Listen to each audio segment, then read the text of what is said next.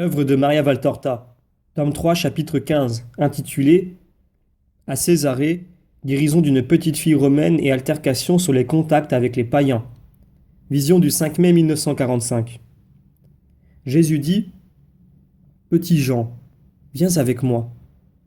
Je veux te faire écrire une instruction pour les consacrés d'aujourd'hui. Regarde et écris. Jésus est encore à Césarée-Maritime. Il n'est plus sur la place d'hier, mais plus à l'intérieur, à un endroit d'où l'on voit pourtant le port et les navires. Beaucoup d'entrepôts et de boutiques s'élèvent ici. Des nattes couvertes de produits variés se trouvent par terre, à même le sol. De sorte que j'en conclus que je suis près des marchés qui se tenaient peut-être au voisinage du port et des magasins pour la commodité des navigateurs et de ceux qui viennent acheter les marchandises apportées par bateau. L'endroit bourdonne des allées et venues de la foule. Jésus attend avec Simon et ses cousins que les autres aient pris les vivres dont ils ont besoin. Les enfants regardent avec curiosité Jésus, qui les caresse doucement tout en parlant avec ses apôtres. Jésus dit Il me déplaît de voir qu'on est mécontent, que j'aille auprès des païens.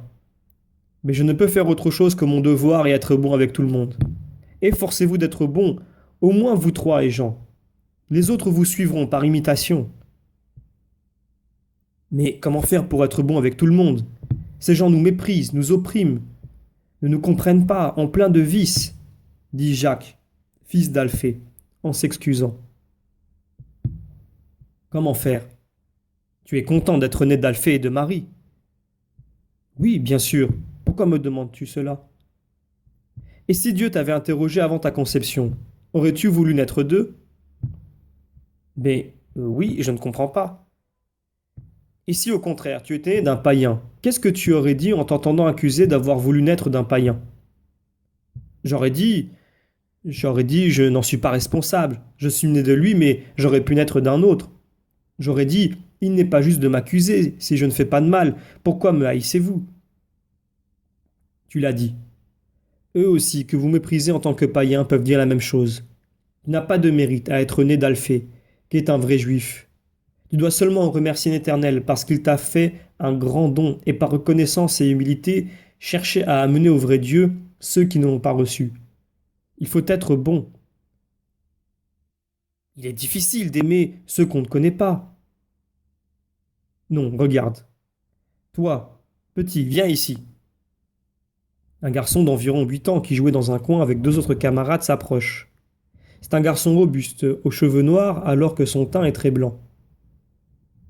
Qui es-tu? Je suis Lucius, Caius Lucius, fils de Caius Marius. Je suis Romain, fils de Décurion de garde resté ici après avoir été blessé. Et ceux-ci, qui sont-ils? Ce sont Isaac et Tobie. Mais on ne doit pas le dire parce qu'ils seraient punis. Pourquoi? Parce qu'ils sont hébreux et moi romains, et on ne peut pas. Mais tu restes avec eux. Pourquoi? Parce que nous nous aimons bien. Nous jouons toujours ensemble, au dé ou à sauter, mais on le fait en cachette. Et moi, tu m'aimerais bien? Je suis hébreu, moi aussi. Et je ne suis pas un enfant. Réfléchis. Je suis un maître, on pourrait dire un prêtre. Et qu'est-ce que cela peut me faire? Si tu m'aimes bien, je t'aime bien, et je t'aime bien parce que tu m'aimes bien. Comment le sais-tu? Parce que tu es bon. Celui qui est bon aime bien. Voilà mes amis, le secret pour aimer. Être bon. Alors on aime sans se demander si un tel a la même foi ou non.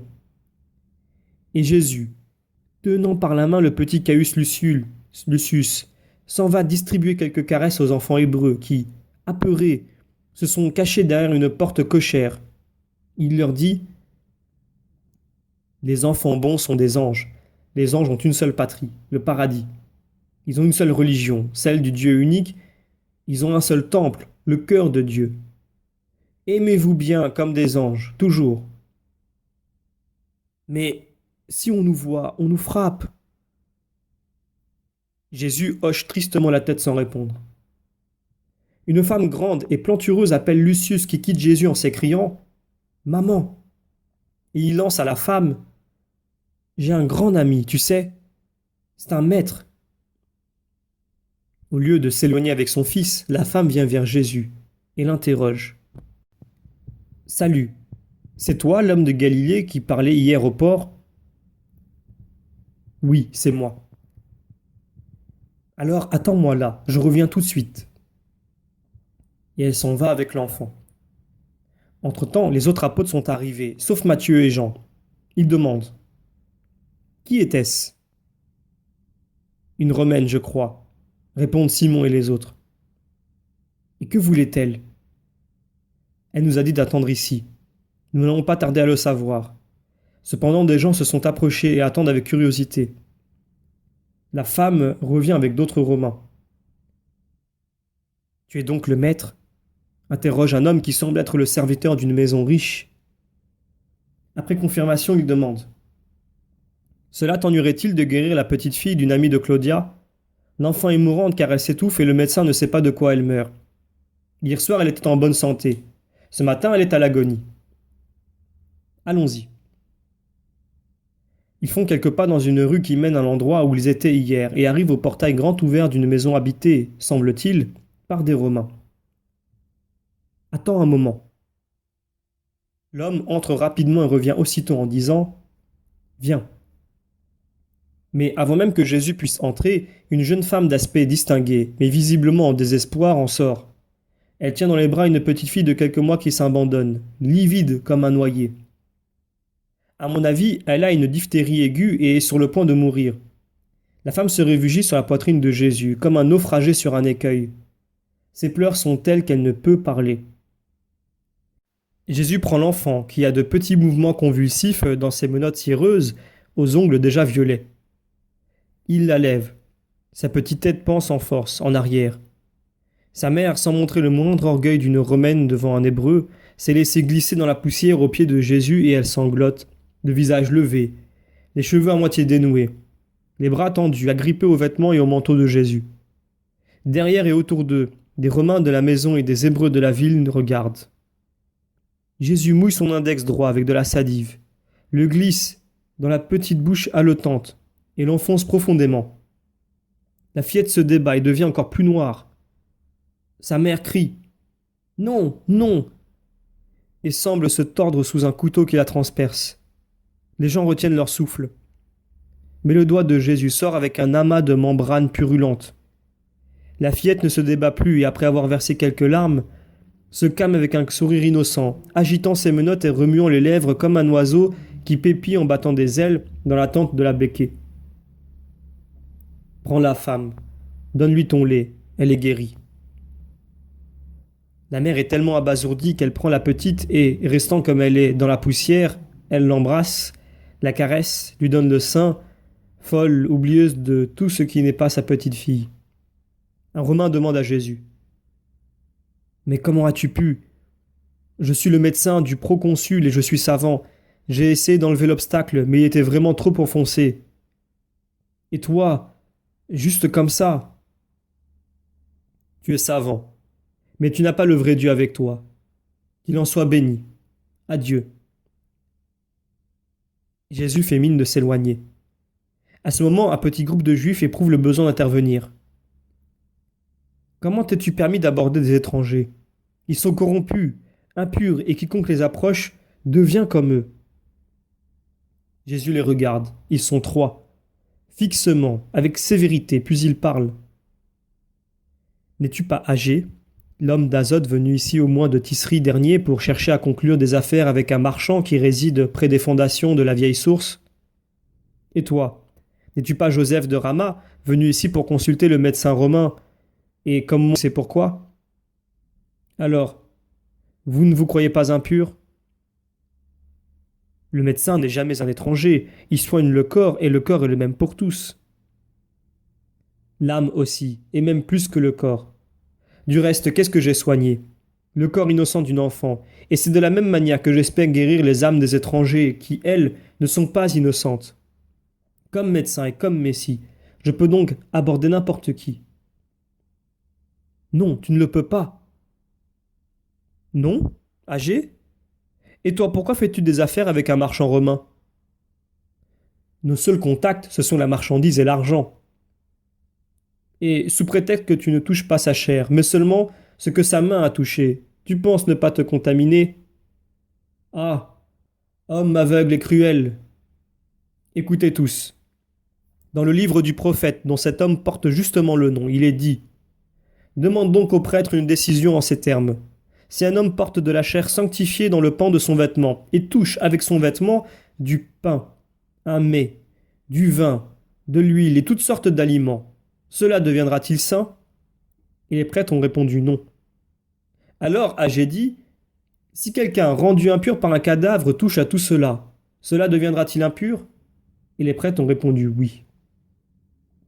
Par cette façon d'agir rusée, trompeuse et incohérente, vous excluez et condamnez le bien et vous n'acceptez que ce qui favorise vos intérêts.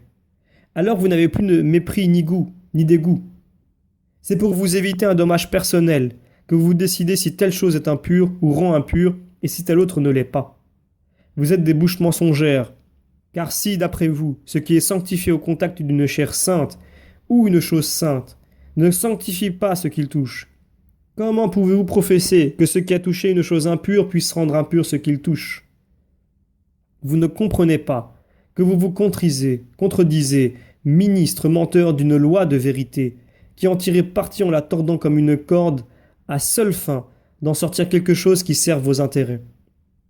Vous êtes des pharisiens hypocrites qui, sous un prétexte religieux, déversez votre rancœur humaine, toute humaine, des profanateurs de ce qui appartient à Dieu, des ennemis de l'envoyé de Dieu que vous insultez.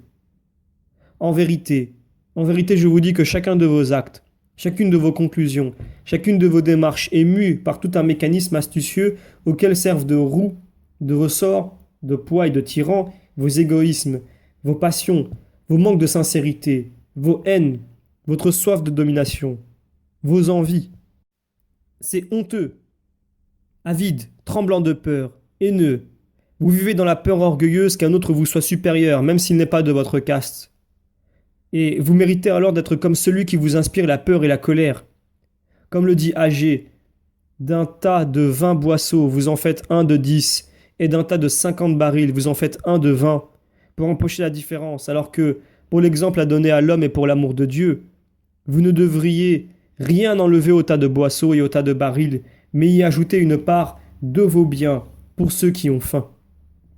Vous méritez que le vent brûlant, que la rouille et la grêle rendent stériles toutes les œuvres de vos mains. Quels sont parmi vous ceux qui viennent à moi? Ceux qui pour vous ne sont que fumier et immondices, ces ignorants complets qui ne savent même pas que le vrai Dieu existe. Eux viennent vers ceux à qui Dieu se rend présent dans les paroles et dans les œuvres. Mais vous vous êtes fait une niche et vous y demeurez. Vous êtes arides, froids comme des idoles en attente d'encens et d'adoration. Et puisque vous vous prenez pour des dieux, il paraît inutile de penser au vrai Dieu comme il convient. Et il vous semble dangereux que d'autres que vous osent ce que vous n'osez pas. En vérité, il vous est impossible de l'oser, puisque vous êtes des idoles, des serviteurs de l'idole. Mais celui qui ose peut, parce que ce n'est pas lui, mais Dieu qui agit en lui. Allez, rapportez à ceux qui vous ont envoyé sur mes talons que je méprise les marchands qui ne considèrent pas que vendre des marchandises, ou la patrie, ou le temple, à ceux dont ils reçoivent de l'argent les contamine. Dites-leur que j'éprouve du dégoût pour les brutes qui ont seulement le culte de leur propre chair, de leur propre sang, et qui, quand il s'agit de leur guérison, ne tiennent pas les visites à un médecin étranger pour contaminante. Dites-leur qu'il y a une seule mesure et qu'elle est la même pour tous. Rapportez-leur que moi, le Messie, le juste, le conseiller, l'admirable, celui sur qui descendra l'Esprit du Seigneur avec ses 7 dons, celui qui ne jugera pas selon les apparences, mais celui qui se cache dans les cœurs, celui qui ne condamnera pas sur un oui-dire, mais d'après les voix spirituelles qu'il entendra au-dedans de chaque homme, celui qui prendra la défense des humbles et jugera les pauvres avec justice, celui que je suis, parce que je suis cela, est déjà en train de juger et de frapper les hommes qui sur la terre ne sont que terre. Et le souffle de ma respiration fera mourir l'impie et détruira son repère, alors qu'il sera vie et lumière, liberté et paix pour ceux qui, poussés par un désir de justice et de foi, viendront à ma montagne sainte se rassasier de la science du Seigneur. Cela est d'Isaïe, n'est-ce pas? Mon peuple, tout vient d'Adam et Adam vient de mon Père. Tout est donc œuvre du Père, et j'ai le devoir de vous réunir tous au Père. Et moi je te les conduis, Père saint, éternel, puissant.